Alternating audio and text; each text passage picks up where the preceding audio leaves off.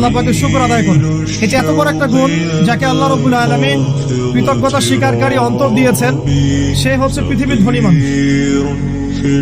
চলতে ফিরতে উঠতে বসতে সবসময় আমরা আল্লাহ পাকের নিয়ামতগুলো স্মরণ করব এবং সবসময় বলতে থাকবো আলহামদুলিল্লাহ, বলতে থাকবো আলহামদুলিল্লাহ।